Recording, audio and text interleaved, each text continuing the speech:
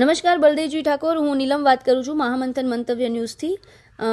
આપનું સ્વાગત છે મારી ચેનલ પર.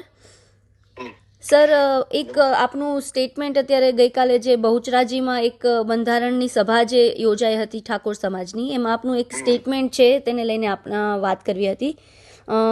આપનું કહેવું હતું કે ઠાકોર સીએમ હોત તો સમાજના ભવનની જે જમીન માટે આપણે 30 કરોડ જે ભરવા પડ્યા તે ના ભરવા પડ્યા હોત. શું કહેશો આ પહેલું આપનો પ્રતિક્રિયા? નમસ્કાર બેન જી. મેં કાલે બોચરાજીમાં હું બોલ્યો છું. દાખલા તરીકે જો ગુજરાતમાં સીએમ ઠાકોર હોય કે કોઈ સારા સીએમ હોય, ગરીબ સમાજો પ્રત્યે લાગણી વાળા, તો 30 કરોડ ભરવા પડે બોલવાનું કારણ બીજું કોઈ નથી કે સમગ્ર ગુજરાતમાં અદાણી થી લઈ ઘણા બધા ઉદ્યોગપતિઓને ટોકન ભાડે લાખો એકર જમીન આપી દીધી છે. લાખો એકર. અદાણી જેવા ઉદ્યોગપતિ હોય, અંબાણી જેવા હોય, કે સિવાય ઘણા બધા ઉદ્યોગોને લાખો એકર જમીન ટોકન ભાડે 100 વર્ષના ભાડા પટ્ટે સરકારે આપેલી છે.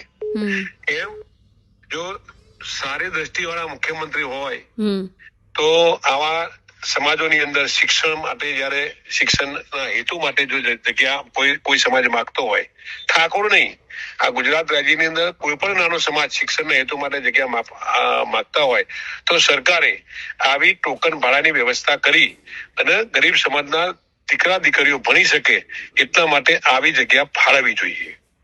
બરોબર? અને એટલા માટે મેં એવું નિવેદન કર્યું છે કે જો સરકારને ઉદ્યોગપતિઓને આપવામાં કોઈ જગ્યાએ કોઈ પ્રોબ્લેમ ના આવતો હોય, ટોકન ભાડેથી લાખો એકર જમીન મળી જતી હોય, તો ગુજરાત રાજ્યની અંદર રહેતા તમામ સમાજો શેના માટે શિક્ષણ માટે જમીન ન ફળવાય? એક નાનકડો ટુકડો 10,000 વારનો જમીનનો ટુકડો જો આવા સમાજના લોકોને શિક્ષણ માટે, શિક્ષણના હેતુ માટે, દીકરા દીકરીઓ ભણાવવા માટે કોઈ પણ સમાજો માંગતા હોય તો ખરેખર આપવી જોઈએ.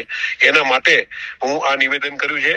અને મેં એવું નિવેદન સમાજનો મંત્રી, સમાજના સીએમ હોય તો આ સ્પેશિયલ કેસમાં પણ આવું કંઈક વિચારી અને જુદા જુદા નાના નાના સમાજો શિક્ષણના હેતુ માટે જયારે આવી જમીનો માંગતા હોય તો એનો રસ્તો કાઢી અને કંઈક રસ્તો કરી મફત કઈ રીતે મળે એવા પ્રયત્નો થયા હોત. સર, આમાં એવું લાગે છે ભવિષ્યમાં, બલદેવજી, એવું લાગે છે કે ઠાકોરના સીએમ બનશે તમારા સમાજની આજે જે પ્રકાર અત્યારના ભૂતકાળમાં પણ અમારા ઠાકોર સમાજના સીએમ માધવજી સોલંકી હતા. એ સિવાય ઘણા બધા ગરીબ સમાજોની સામે કોઈ પણ જમીન માગે આપી શકે એવા સીએમઓ, દાખલા તરીકે શંકરસિંહ વાઘેલા હતા, માધવજી સોલંકી હતા. આવા નાના નાના સમાજોને ખૂબ મદદ કરેલી છે. બરોબર? એમ ભારતીય જનતા પાર્ટીની સરકારે પણ, ભારતીય જનતા પાર્ટીના મુખ્યમંત્રીએ પણ ઉદ્યોગપતિઓ પર જેટલી રેમ નજરથી જમીન ફાળવવામાં આવે છે એમના માટે, એવી જમીન આ રીતે નાના નાના સમાજોને જો ફાળવવામાં આવે તો નાના નાના સમાજના આર્થિક રીતે જે નબળા સમાજો છે એ સમાજના દીકરા દીકરીઓને ભણવામાં ના તકલીફ પડે એના કારણે મેં આ નિવેદન કરેલું છે. બલદેવજી, એવું લાગી રહ્યું છે કારણ કે જે પ્રકારે ઠાકોર સમાજ એક થઈ રહ્યો છે એટલે ભવિષ્યમાં એક સીએમ ની માંગ ઉઠી શકે ઠાકોર સમાજથી. સમગ્ર ગુજરાત રાજ્યમાં તમામ સમાજો એક છે. ભવિષ્યમાં અને ટૂંક સમયમાં સમગ્ર ગુજરાત રાજ્યની અંદર ઠાકોર સમાજ પણ એક થવાનો છે, થઈ રહ્યો છે, એમાં કોઈ પણ શંકાને સ્થાન નથી.